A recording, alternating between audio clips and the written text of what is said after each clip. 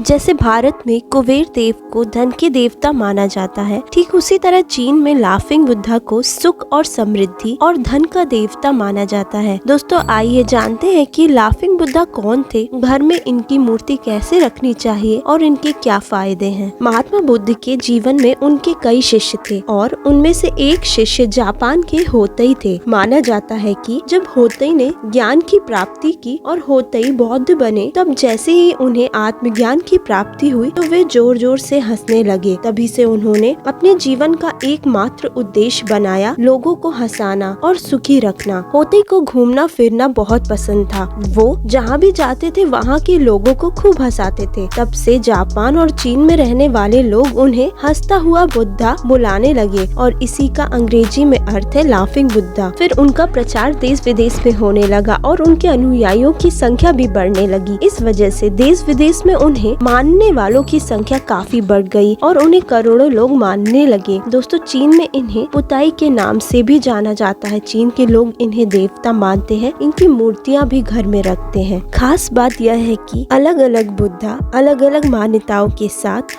अलग मनोकामनाओं को पूरा करते हैं। वास्तु के अनुसार कौन से लाफिंग बुद्धा कहाँ रखे जाने चाहिए, आइए जानते हैं। अगर हर काम में असफलता और दुर्भाग्य का सामना करना पड़ रहा हो तो घर दुकान में लेटे हुए लाफिंग बुद्धा की मूर्ति रखना अच्छा होता है। इससे धीरे धीरे दुर्भाग्य खत्म होने लगता है। लेटे हुए लाफिंग बुद्धा विलासिता के प्रतीक है और जीवन में बढ़ रहे कष्ट को दूर करते हैं। उनकी लेटी हुई मुद्रा किसी भी चिंता को दूर करने की ताकत रखती है। जिस मूर्ति में लाफिंग बुद्धा ध्यान करते हुए दिखाई दे रहे हो, ऐसी मूर्ति रखने से घर दुकान का माहौल शांतिपूर्ण बना रहता है और वहाँ के लोगों का गुस्सा भी कम होता है। इससे एकाग्रता बढ़ती है। नाव पर बैठे लाफिंग बुद्धा को ऑफिस या घर की वर्किंग टेबल पर रखना शुभ होता है। इससे तरक्की के रास्ते खुलते हैं। ध्यान रहे, नाव कुछ इस तरह रखी जानी चाहिए कि वो अंदर आती हुई दिखाई दे। नाव पर बैठे लाफिंग बुद्धा आपको जीवन की ऊंच नीच से लड़ने की क्षमता भी देते हैं। अगर किसी की बुरी नजर आपके घर के सदस्यों पर पड़ी है तो आपको ड्रैगन पर बैठे लाफिंग बुद्धा को घर दुकान में रख देना चाहिए। सभी नकारात्मक प्रभाव खत्म हो जाएंगे। ड्रैगन पर बैठे लाफिंग बुद्धा विजय और सकारात्मकता का प्रतीक है। अगर घर में कोई बीमार है लेकिन बीमारी का पता नहीं चल पा रहा हो तो हाथ में बुलू लिए लाफिंग बुद्धा को बीमार व्यक्ति के तकिए के पास रख दें। जल्द ही जांच में बीमारी का पता चल जाएगा। बुलू एक प्रकार का चीनी फल है जो पीले रंग का होता है। थैली लिए हुए लाफिंग बुद्धा दुकान या ऑफिस के मेन गेट पर रखना चाहिए। इससे आय संप्रदा बढ़ती है। ध्यान रखें कि लाफिंग बुद्धा के पास जो थैला हो वह खाली ना हो। इस थैले में रखा गया सामान बाहर तक नजर आना चाहिए। इससे घर में सौभाग्य बढ़ता है। अगर बिजनेस ठीक से नहीं चल रहा हो या लगातार नुकसान और पैसों की कमी का सामना करना पड़ रहा हो तो दोनों हाथ ऊपर किए हुए लाफिंग बुद्धा की मूर्ति दुकान या ऑफिस में रखें। बच्चों के साथ बैठे हुए लाफिंग बुद्धा वंश वृद्धि और दाम्पत्य में मिठास का प्रतीक है। धन की पोटली अपने कांधे पर टांगे लाफिंग बुद्धा किसी भी घर या ऑफिस के लिए शुभ माने गए हैं। इन्हें रखने से पैसों से जुड़ी हर परेशानियां खत्म होने लगती हैं और कभी पैसों की तंगी नहीं होती। धन की पोटली धन भंडार का प्रतीक है। जिस घर में लाफिंग बुद्धा एक हाथ में सोने का सिक्का और दूसरे हाथ में पंखा लिए होते हैं, वे मूर्ति घर दुकान में खुशहाली और सफलता लेकर आती है। यह लाफिंग बुद्धा लक के प्रतीक है और इन्हें किस्मत चमकाने वाले संत के रूप में जाना जाता है। ऐसे व्यक्ति जो कभी निर्णय नहीं ले पाते, जिनकी निर्णय क्षमता बहुत कमजोर होती है, वे धातु से बने हंसते हुए बुद्धा की प्रतिमा